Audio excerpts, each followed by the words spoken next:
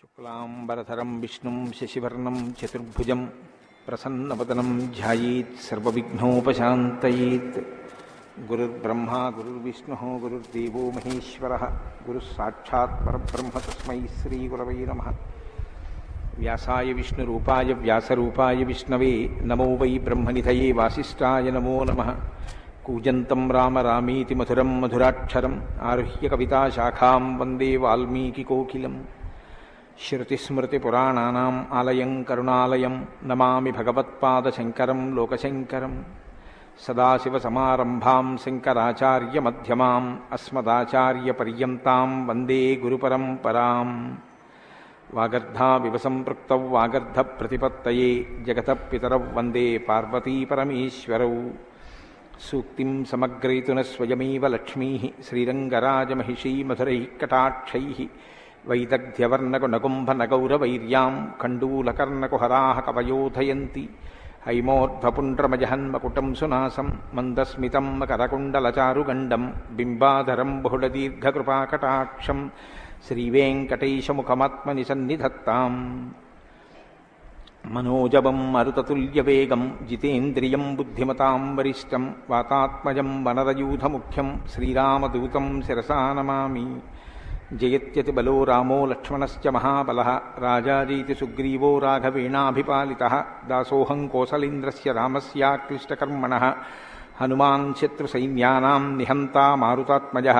నరావణసహస్రం మే యుద్ధే ప్రతిఫలం భవేత్ శిలాభిస్తు ప్రహరతః పాదపైశ్చ సహస్రశః. అర్దయిత్వా పురీం లంకాం అభివజ్య చ మైథిలీం సమృద్ధార్థో గమిష్యామి విశతాం సర్వరక్షసాం. ధర్మాత్మా సత్యసంధశ్చ రామో దశరథిర్యది పౌరుషే చ ప్రతిద్వంద్వశరైరం జహిరావిణిం. ఆపదామపహర్తారం దాతారం సర్వసంపదాం లోకాభిరామం శ్రీరామం భూయో భూయో నమామ్యహం. శరజ్యోత్స్నాశుద్ధాం శశీతజటాజూటమకుటాం వరత్రాసత్రాణస్ఫటికఘటికా పుస్తకకరాం. సకృన్నత్వా నత్వా కథమివ సతాం సన్నిధదతే మధుక్షీరద్రాక్షా మధురిమధురీణాః ఫణితయః. హరి ఓం. పరమేశ్వర స్వరూపమైన సభకి నమస్కారం. ఈనాడు శంకర భగవత్పాదుల చేత ప్రతిష్ఠించబడినటువంటి భారతదేశం నాలుగు మూలలా ఉన్నటువంటి 4 పీఠాలలో సార్వభౌమ పీఠంగా పరిగణింపబడినటువంటి దక్షిణ భారతదేశంలోని శృంగగిరి పీఠానికి ఆధ్వర్యం వహిస్తున్న పూజ్యపాదులు శ్రీ శ్రీ శ్రీ భారతీ తీర్థస్వామి వారి యొక్క దివ్యమైనటువంటి సందేశంతో ప్రారంభమై వారి యొక్క అనుగ్రహ ఆశీస్సులతో ప్రారంభమైన ఈ శ్రీరామాయణ యజ్ఞ కార్యక్రమంలో 42 రోజుల పాటు 7 రోజులు ఒక కాండ చప్పున 6 కాండలు 6 ఏళ్లు 42 రోజులలో పూర్తి చేసి చిట్ట చివర పట్టాభిషేకం వరకు శ్రీరామాయణాన్ని సంపూర్ణంగా ప్రవచనం చేసేటటువంటి భాగ్యం నాకు కలగడం పరమేశ్వరుని యొక్క నిర్హేతుక కృపాకటాక్ష వీక్షణంగా భావన చేస్తున్నాను. శ్రీరామాయణం నిజంగా శ్రీరామాయణమే. ఎందుచేత నేను ఈ మాట అంటున్నానంటే ఇప్పుడే మీరు పీఠాధిపతుల యొక్క అనుగ్రహ భాషణంలో విన్నారు. వేదవేద్యే పరే పుంసి జాతే దశరథాత్మజే వేద ప్రచేతసాదాసీత్ సాక్షాత్ రామాయణాత్మన అంటారు. అందులో ఎంత గొప్ప మాట అన్నారంటే వేదవేద్యే పరే పుంసి, వేదము చేత ప్రతిపాదింపబడినవాడు, వేదము చేత తెలియబడేటటువంటి వాడు, వేదము ప్రమాణముగా ధర్మానుష్ఠానము చేసి మానవ జన్మ తరింప చేసుకుని భగవంతుని యొక్క అనుభవాన్ని మనం పొందడానికి వీలైనటువంటి స్థితిని కలిగి ఉన్నవాడైనటువంటి పరమేశ్వరుడు రామచంద్రమూర్తిగా ఈ భూమండలం మీద అవతరించి 11,000 సంవత్సరములు కరచరణాదులతో నడయాడాడు. రాముడు వేదము చేత ప్రతిపాదింపబడినటువంటి పరమేశ్వర స్వరూపం. ఆ భగవంతుడే రాముడిగా వచ్చాడు. భగవంతుణ్ణి ప్రతిపాదించేటటువంటి వేదం వాల్మీకి మహర్షి నోటి వెంట శ్రీరామాయణంగా వచ్చింది. అందుకే శ్రీరామాయణానికి వేదోపబృంహణము అని పేరు. వేదమే రామాయణం. వేదం దేన్ని ప్రతిపాదిస్తుంది? ప్రధానంగా వేదమంతా ధర్మమే ప్రతిపాదన చేస్తుంది. ధర్మం అంటే ఏమిటి? ధ్రియతేవా జనైరితి ధర్మం అని అమరకోశం. ధర్మం అంటే తెలుసుకోవడం ధర్మంలో ఒక భాగం. కేవలం తెలుసుకోవడం ధర్మం కాదు. తెలుసుకున్నాడు, అనుష్ఠించడు. అప్పుడు ధర్మమా అంటే ధర్మం కాదు. మీరు శ్రీరామాయణాన్ని జాగ్రత్తగా పరిశీలనం చేస్తే రాముడికి ఎన్ని తెలుసో ఎంత తెలుసో, రావణుడికి అన్ని తెలుసు అంతా తెలుసు. కానీ రాముడి ముందు రావణుడు ఎందుకు నిలబడలేకపోయాడు? ఒక్కటే కారణం, తాను తెలుసుకున్నది తాను విన్నది అనుష్ఠించాడు రామచంద్రమూర్తి. తాను విన్నది తాను తెలుసుకున్నది తన సౌకర్యానికి అనుగుణంగా మార్చుకుని దబాయించి బ్రతికే ప్రయత్నం చేస్తాడు రావణాసురుడు. ధర్మాన్ని మీరు తెలుసుకోవడం ప్రధానం ఎంతో, దాన్ని అనుష్ఠించడం కూడా అంతే అవసరం. అనుష్ఠానానికి పనికిరానటువంటి ధర్మం ఉపయోగం లేనిదవుతుంది. ఇంట్లో కర్ర ఉంది, వీధిలో కుక్క ఉంది. కుక్క మీ మీద పడడానికి ఉద్యుక్తమవుతున్న సమయంలో మీ ఇంట్లో కర్ర ఉంది కదా అని మీ మీద పడ్డం మానదు. మీ చేతిలో కర్ర ఉంటే కుక్క మీ మీద పడకుండా ఉంటుంది. ధర్మో రక్షతి రక్షిత అన్న మాటకు అర్థం ఏమిటంటే, మీరు ధర్మాన్ని అనుష్ఠిస్తే మిమ్మల్ని ధర్మం కాపాడుతుంది. ధర్మం విషయంలో తెలుసుకోవలసినటువంటి అత్యంత ముఖ్యమైన విషయం ఒకటి ఉంటుంది. ధర్మం ఇలా అనుష్ఠిస్తే అలా వెంటనే ఫలితం ఇవ్వాలని ఎక్కడ ఉండదు, ఒకచో అలా ఉండొచ్చు. ధర్మం ఎటువంటిదంటే, పంట పండడం కోసమని చెప్పి వ్యవసాయదారుడు భూమిని దున్నడం మొదలు పెడతాడు. భూమిని దున్నగానే పంట పండుతుందా? భూమిని దున్నిన తరువాత వర్షం పడే వరకు ఎదురు చూడాలి. వర్షం పడితే పంట పండుతుందా? విత్తనాలు వేయాలి. విత్తనాలు వేస్తే పంట పండుతుందా? మొలకలెత్తాలి. మొలకలెత్తినంత మాత్రాన పంట పండుతుందా? దానికి చీడా పీడా పట్టకుండా సస్యరక్షణ చేసుకోవాలి. 6 గాలము శ్రమిస్తే చిట్ట చివర ఆ పంట బాగా చేతికొచ్చి ఫలసాయాన్ని ఇస్తుంది. అప్పుడు కోత కోసి తెచ్చి పొలం గట్టున వేసి బస్తాలకెత్తి ఇంటికి తీసుకెళ్లి దాచుకునే పర్యంతము పండిన పంట మీ చేతికి వచ్చింది అని నమ్మకంగా చెప్పడం సాధ్యం కాదు. ధర్మం కూడా అంతే. ఇవాళ మీరు ధర్మం చేశారు అని వెంటనే ఫలితం ఇవ్వదు. అధర్మం కూడా అంతే. మీరు ఇవాళ అధర్మం చేశారు అని వెంటనే ఫలితం ఇవ్వదు. లోకంలో మీరు చూస్తూ ఉంటారు, ఒక్కొక్కడు చాలా పాపాచరణముతో ఉంటాడు, ఈశ్వరుని యందు భక్తి ఉండదు, శాస్త్రం ఏది వద్దందో అది చేస్తూ ఉంటాడు, కానీ సర్వసుఖములను అనుభవిస్తూ ఉంటాడు. మనకేమనిపిస్తుందంటే, ఆయన ఈశ్వరుణ్ణి ధిక్కరించాడు కదా, ఆయన ఏం ధర్మం పాటించట్లేదు కదా, ఆయన ఏం వేద ప్రమాణాన్ని అంగీకరించట్లేదు కదా, ఆయన సంతోషంగా సుఖంగా ఉన్నాడు. అన్నీ విని అన్నీ నమ్మి అన్నీ విశ్వసించి వేదమును ప్రమాణముగా స్వీకరించి ధర్మమును అనుష్ఠించినటువంటి నేను కష్టాలు పడుతున్నాను, ఏమిటి ఉపయోగం ఈ ధర్మం పట్టుకుంటే అనిపిస్తుంది. ధర్మం పట్టుకోవడం ఎటువంటిది అంటే, పంట పండడం కోసమని పొలం దున్నడం లాంటిది. పొలం దున్ని కష్టపడిన వాడికి పంట ఎప్పటికైనా చేతికొచ్చినట్టే.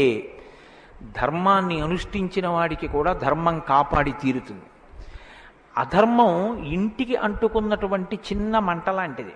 చిన్న మంటే కదా నన్ను ఏం చేస్తుందని పడుకున్న వాడికి చిట్ట చివర ఇల్లంతా ఎలా కాలిపోతుందో, అధర్మంలో మనం ఉన్నామని తెలుసుకుని అధర్మ పథంలోంచి బయటికి వచ్చే ప్రయత్నం చేయకపోతే చిట్ట చివరికి జరిగేటటువంటి పరిణామం కూడా అలాగే ఉంటుంది. కాంచన లంక ఉంది, అంత బలగం ఉంది, అంత గొప్ప సుఖాలు అనుభవించాడు, 10 తలకాయలున్నాయి, గొప్ప తపస్సు ఉంది, ఈశ్వరుడి యొక్క అనుగ్రహాన్ని పొందాడు, పరమేశ్వరుణ్ణి సాకారంగా దర్శనం చేశాడు, పుష్పక విమానం ఎక్కి ప్రపంచమంతా తిరిగాడు. చిట్ట చివరికి ఏమయ్యాడు? అధర్మాన్ని పట్టుకున్నందుకు కడుపున పుట్టినటువంటి బిడ్డల దగ్గర నుండి భార్య చిట్ట చివర ఏడుస్తూ యుద్ధభూమిలోకి వచ్చి, నువ్వు అధర్మాన్ని పాటించడం వల్లే ఇటువంటి చావు చచ్చావని మండోదరి గుండెలు బాదుకుని ఏడిచేటటువంటి స్థితిని రావణుడు పొందాడు. ప్రతి క్షణం ధర్మాన్ని అనుష్ఠించాడు. ఎంత ఓపికగా అనుష్ఠించాడంటే, ఎన్ని కష్టాలైనా రాని ఆయనకి కావలసింది మాత్రం ఒక్కటే, ధర్మం. ధర్మమా సుఖమా, ధర్మమా కష్టమా, ధర్మమా ప్రయోజనమా, ధర్మమా అడ్డదారా, ధర్మమా కోరిక తీరడమా, మీరు పక్కన ఏవి పెట్టి చూడండి, శ్రీరామచంద్రమూర్తి జీవితం అంతా ఒకటే, ధర్మమే. వాళ్ళన్నాడు, సుగ్రీవుడితో ఎందుకు స్నేహం చేశావు? నాతో స్నేహం చేస్తే రావణాసురుణ్ణి నిగ్రహించి నీ భార్యని వెంటనే ఇప్పిద్దును, ఎందుకు సుగ్రీవుడితో స్నేహం చేశావని అడిగాడు. నాకు కావలసింది ధర్మం. అధర్మాన్ని పాటించేటటువంటి నీతోటి స్నేహం వల్ల నా భార్యని తెచ్చుకోవడం నాకు అక్కర్లేదు. అందుకు నిన్ను నిగ్రహించానన్నాడు. తండ్రి మరణించాడు, చెక్కు చెదరలేదు. భార్యను అపహరించారు, చెక్కు చెదరలేదు. రాజ్యం పోయింది, చెక్కు చెదరలేదు. జటాయువు మరణించాడు, చెక్కు చెదరలేదు. ఇలా కాదన్నయ్య, ఈ మార్గాన్ని విడిచిపెట్టి ఇలా వెళ్ళన్నాడు తోడ పుట్టినటువంటి లక్ష్మణమూర్తి. నాకొద్దన్నాడు. కన్న తల్లి కౌసల్య అంది, నీ తండ్రి ఇటువంటి దురాత్ముడు కాబట్టి నన్ను కూడా నీతో తీసుకెళ్ళండి. వద్దమ్మా, ధర్మం ప్రధానం అన్నాడు. ఎన్ని పర్యాయాలు ఆయన మాట్లాడితే ధర్మం ధర్మం ధర్మం. అయితే ఇక్కడ మీరు ఒక మాట గమనించవలసి ఉంటుంది. ధర్మం అంటే ఏది ధర్మం? కోటేశ్వరరావు గారు చెప్తే ధర్మం అవుతుందా? లేకపోతే ఎవరో నేను ఇది చెప్తానండి ఇది ధర్మం అంటే అవుతుందా? మనం చెప్తే ధర్మం అవదు, వేదం చెప్తే ధర్మం అవుతుంది. వేదం ఏది చెప్పిందో అది ధర్మం. వేదమునకు వ్యతిరేకముగా చెప్పనటువంటి స్మృతి చెప్పినది ధర్మం.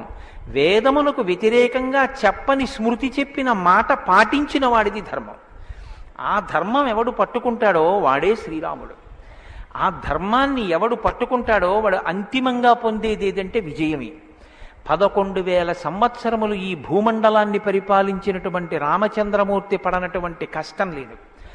ఇన్ని కష్టాలు పడుతున్నా ఆయన ఇతరులకు సుఖాన్ని ఇచ్చాడు, ఇతరులకు ఆనందం ఇచ్చాడు, ఇతరులకు సంతోషం ఇచ్చాడు తప్ప నేనింత కష్టంలో ఉన్నాను మీరెందుకు నవ్వాలని ఆయన ఎన్నడూ అడగలేదు. అందుకే రాముడు యోగి అన్నారు పెద్దలు. యోగి అంటే పైన ఎన్ని కష్టాలైనా రావచ్చు, కానీ లోపల మాత్రం తాను నిర్వికారంగా ఉంటాడు. అందుకే పుట్టినది కూడా నవమి తిథి నాడు పుట్టాడు మహానుభావుడు.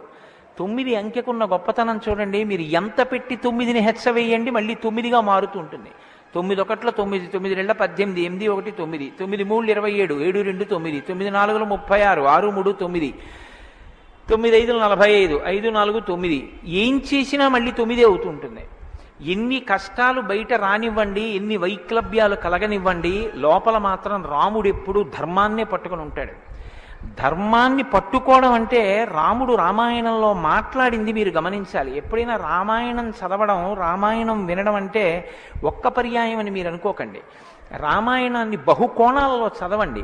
రాముడు మాట్లాడితే అని రామాయణం చదవండి ఒకసారి. రాముడు ఎప్పుడు నేను ఇలా చెప్తాను అని అనడు. రాముడు ఎప్పుడు చెప్పినా ఎలా చెప్తాడంటే ఋషులు ఇలా చెప్పారంటాడు, పెద్దలు ఇలా చెప్పారంటాడు, శాస్త్రం ఇలా చెప్పిందంటాడు తప్ప నేను ఇలా చెప్తానన్నాడు రాముడు. తన నిర్ణయం కాదు, తాను ఏది చెప్పాలో కాదు, శాస్త్రం ఏం చెప్పిందో చెప్తాడు, ఋషులు ఏం చెప్పారో చెప్తాడు, పెద్దలు ఏం చెప్పారో చెప్తాడు, తాను ఎందుకు ధర్మాన్ని అనుష్ఠిస్తున్నానో చెప్తాడు. తన జీవితాన్ని ఆదర్శవంతంగా తీసుకొచ్చి మనుష్య జాతికంతటికి ఫలంగా అందించాడు.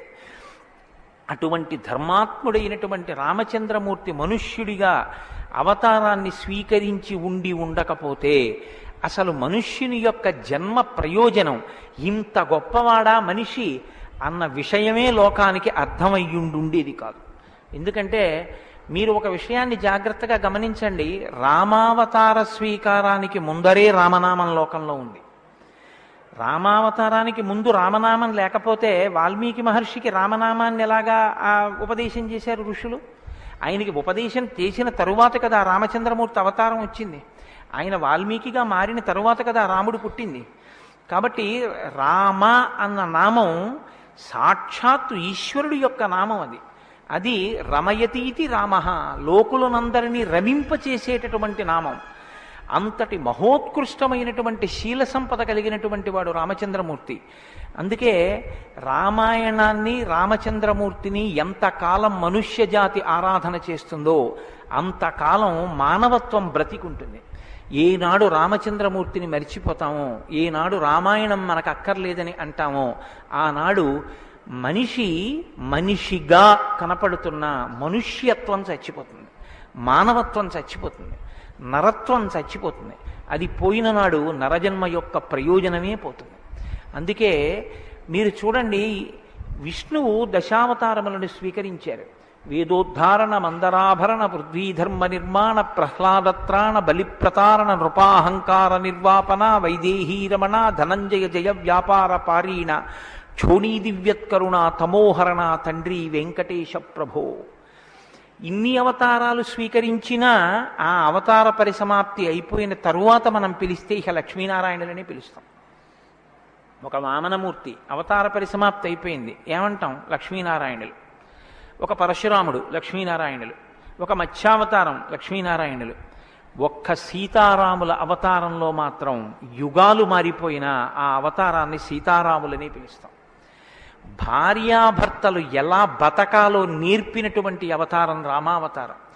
అన్నదమ్ములు ఎలా బతకాలో నేర్పిన అవతారం రామావతారం. తండ్రి కొడుకులు ఎలా బతకాలో నేర్పిన అవతారం రామావతారం. ఒక ఉద్యోగి యజమాని ఎలా బతకాలో నేర్పిన అవతారం రామావతారం. చిట్ట చివరికి ఎంత కష్టం కడుపులో ఉన్న రాజారాముడిగా సింహాసనం మీద కూర్చోవలసి వస్తే ప్రజల్ని కన్నబిడ్డల్లా పరిపాలించగలిగినటువంటి ధర్మాన్ని నిలబెట్టుకోగలిగినటువంటి సంపూర్ణత్వాన్ని సంతరించుకున్నటువంటి మనుష్య స్థితిని పొందిన అవతారం రామావతారం. మీకు జీవితంలో అనుష్ఠాన పర్యంతంలో ఎక్కడ ఏ విషయం గురించి అనుమానం వచ్చినా మీకు రామాయణం జీర్ణమైతే మీకు వెంటనే శ్రీరామాయణం జ్ఞాపకానికి వస్తుంది. అప్పుడు రాముడు ఇలా ప్రవర్తించాడు అని మీకు జ్ఞాపకం వస్తుంది. రామాయణం మీకు జీర్ణమైతే మీ భాష తీరు మారిపోతుంది. రామాయణం మీకు జీర్ణమైతే మాట ఎంత గొప్పదో మీకు అర్థమవుతుంది. నేను అందుకే మీకు మనవి చేశాను, రామాయణాన్ని రామాయణంగా చదవకండి అని. రామాయణం జ్యోతిష శాస్త్రం, రామాయణం వాస్తుశాస్త్రం, రామాయణం ధర్మశాస్త్రం, రామాయణం వాక్కు, రామాయణం ధర్మ పరిపాలన, రామాయణం న్యాయం, రామాయణం సామాజిక శాస్త్రం, రామాయణం శకున శాస్త్రం, రామాయణం పర్యావరణం, రామాయణం గురుభక్తి, రామాయణం శిష్యధర్మం. మీ ఇష్టం, ఎలా చదవండి, రామాయణం అలా వస్తుంది. మీకిచ్చినది మట్టి ముద్ద, మీరు దాంతో మూకుడు చేసుకుంటారో, పళ్ళెం చేసుకుంటారో, ప్రమిద చేసుకుంటారో, గిన్నె చేసుకుంటారో, గరిటె చేసుకుంటారో మీ ఇష్టం. రామాయణాన్ని మీరు ఎలా చూడాలనుకుంటే మీకు అలా కనపడుతుంది. శ్రీరామాయణానికి ఉన్న గొప్పతనం ఏమిటంటే వాల్మీకి మహర్షి ఎవ్వరికీ కూడా కితాబులు ఇవ్వరు. రావణాసురుడు దుష్టుడని వాల్మీకి మహర్షి అనరు. వాల్మీకి మహర్షి చెప్పేది ఇలా చేశాడని చెప్తారు. తెల్లవారకట్ట లేచాడు, పరస్త్రీ పట్ల కామంతో మనసు కదిలింది. నీకు నచ్చి నీకు కూడా అలా ఉండాలనుకుంటే నీ ఇష్టం, నీ తల కూడా తెగిపోతుంది. నీవు కూడా పుత్రమిత్ర కళత్రాదులతో భంగపాటు పొందుతావు. రాముడు నిద్రలేస్తూనే నదీ స్నానం చేసి సంధ్యావందనం చేశాడు. నువ్వు రాముడిలా ఉండాలనుకుంటే 7 తరాలు తరిస్తాయి. నీకేది కావాలో నువ్వు నిర్ణయించుకో. రాముడు గొప్పవాడని చెప్పరు, రావణుడు తక్కువవాడని చెప్పరు. నువ్వేది తెలుసుకోవాలో అది నువ్వు తెలుసుకొని అనుష్ఠించాలి. అది శ్రీరామాయణం యొక్క గొప్పతనం. అంత గొప్ప అవతారంలో రాముడు ఎప్పుడు మాట్లాడినా ఋషివాక్కుని సమర్థిస్తాడు. రాముడు ఎప్పుడు మాట్లాడినా వేదవాక్కుని సమర్థిస్తాడు. రాముడు ఎప్పుడు మాట్లాడినా ధర్మాన్ని సమర్థిస్తాడు. ఇది మీరు బాగా జ్ఞాపకం పెట్టుకోవాలి. మనం శ్రీరామాయణం వింటున్నది శృంగగిరి పీఠంలో వింటున్నాం. అదేమిటండి పీఠ శాఖ కదా అని మీరు అనొచ్చు. ఆత్మావై పుత్రనామాసి, కొడుక్కి తండ్రికి అభేదం. బింబానికి బింబం ఎందులోంచి వచ్చిందో ఆ బింబం వచ్చినటువంటిది లేదా ప్రతిబింబం పుట్టిన బింబం రెండూ ఒకటే. అద్దం ముందు నిలబడితే నా ప్రతిబింబం కనబడితే ఆ ప్రతిబింబం బొట్టు పెట్టుకోలేదనుకోండి, దిక్కుమాలిన ప్రతిబింబమా బొట్టు పెట్టుకోవద్దా తప్పు కదా అని ప్రతిబింబానికి బొట్టు పెడితే నాకు బొట్టు వస్తుందా? బింబానికి బొట్టెట్టుకుంటే ప్రతిబింబానికి బొట్టు వస్తుంది. బింబానికి ప్రతిబింబానికి తండ్రికి కొడుక్కి గురువుకి శిష్యుడికి అభేదమైతే గుంటూరు శృంగగిరి పీఠ శాఖకి ఎక్కడో కర్ణాటక రాష్ట్రంలో ఉన్న శృంగగిరి పీఠానికి నా దృష్టిలో అభేదం. శృంగగిరి పీఠంలో కూర్చుని శ్రీరామాయణ ప్రవచనం చెయ్యవలసి వస్తే నేను ఒక మాట చెప్పకుండా రామాయణాన్ని ప్రారంభించేస్తే నేను ఒక పొరపాటు చేసిన వాడిని అవుతాను. ఇన్ని పీఠాల్ని స్థాపించినటువంటి శంకర భగవత్పాదులు అవతార పరిసమాప్తి చేస్తూ ఒక మాట చెప్పారు. వేదో నిత్యమధీయతాం తదుదితం కర్మస్వనుష్ఠీయతాం. ప్రతిరోజు వేదం చదువుకో. నువ్వు చేసే ఏ కర్మ అయినా వేదం ఎలా చెప్పిందో అలాగే చెయ్యి. అంతేకాని నీ స్వంత బుద్ధితో ఏ పనిని చెయ్యవద్దు. వేదో నిత్యమధీయతాం తదుదితం కర్మస్వనుష్ఠీయతాం దుస్తర్కాస్తు విరమ్యతాం. ఈశ్వరుడు నోరిచ్చాడు కదా అని నీ చిత్తం వచ్చినట్టుగా వాదనలు చేయవద్దు. నువ్వు ఏది మాట్లాడినా శృతిశిరపక్షస్వనుష్ఠీయతాం. ఉపనిషత్తులు ఏం చెప్పాయో, వేదం ఏం చెప్పిందో దాన్ని సమర్థించడానికి నీ వాగ్బలాన్ని ఉపయోగించు. అంతేకాని ఈశ్వరుడు వాక్కు ఇచ్చాడు కదా అని నీ ఇష్టం వచ్చినట్టు నువ్వు మాట్లాడితే చూడలేదు, లెక్క కట్టుకోలేడని నువ్వు అనుకోవద్దు. లెక్క కట్టేవాడు ఒకడు ఉన్నాడు. మీరు చూడండి, 84 లక్షల జీవరాశులు ఈ ప్రపంచంలో ఉన్నాయి. 84 లక్షల జీవరాశుల్లో 83,99,999 జీవరాశులకి వాక్కు లేదు. ఒక్క నరజన్మకే వాక్కుంది. మళ్ళీ ఈ నరజన్మలో కొంతమంది మాత్రమే ఆ మాట చెప్పగలరు. కొంతమంది నరులుగా జన్మించిన నోరు విప్పి రామా అని గట్టిగా అనరా అంటే రామా అని అనలేరు. అది వారి దురదృష్టం. కానీ మనం భగవన్నామమును పలకగలం. భగవన్నామం పలికి తరించగలిగినటువంటి భాగ్యం మనకుంది. హరునకు అవ్విభీషణున కద్రిజకున్ తిరుమంత్రరాజమై కరికి నహల్యకున్ ద్రుపదకన్యకు నార్తి హరించు చుట్టమై బరగిన ఎట్టి నీ పతితపావన నామము నాదు జిహ్మపై నిరంతరము నటింపచేయుమి కదా చరధి కరుణాపయోనిధి అని వేడుకున్నాడు గోపరాజు గారు. నాకేం అక్కర్లేదయ్యా స్వామి, నీ నామం నా నాలుక మీద నర్తింపచేయవయ్యా చాలన్నాడు. పవి పుష్పంబగు అగ్ని మంచగు నాకూపారం భూమిస్థలంబగు శత్రుండతిమిత్రుడవు విషము దివ్యాహారమౌ నిన్నగా అవనీమండలి లోపలం శివ శివేచ్ఛాభాషణోల్లాసకిన్ శివ నీ నామము సర్వవస్యకరమౌ శ్రీకాళహస్తీశ్వర. నాకు నీ శివనామం నా నాలుక మీద నర్తించాలని కోరుకున్నాడు ధూర్జటి. భగవన్నామం చెప్పుకుంటే చాలని ఆ నామం ఉన్నందుకు వెంపర్లాడారు. అంత్యకాలమునందు ఆయాసమున నిన్ను తలుచునో తలపనో తలతునిపుడి నరసింహ నరసింహ నరసింహ లక్ష్మీ చ దానవంతక కోటి భానుతేజ గోవింద గోవింద గోవింద సర్వేశ పన్నగాధిపశాయి పద్మనాభ అని రెండు చేతులిచ్చి నమస్కారం చేసి చిట్ట చివర ప్రాణం పోయేటప్పుడు ఆవేళ యమదూతల అగ్రహంబున వచ్చి ప్రాణముల్ పెకలించి పట్టునప్పుడు కపవాత పైత్యముల్ కప్పగా శ్రమచేత కంపముద్భవమంది కష్టపడుచు నారాయణాయంచు నా జిహ్వతో నిన్ను పిలుతునో శ్రమచేత పిలువలేనో నాటికిప్పుడు నీ నామస్మరణ చేతు చెవినిడవయ్య భూషణ వికాస శ్రీధర్మపుర నివాస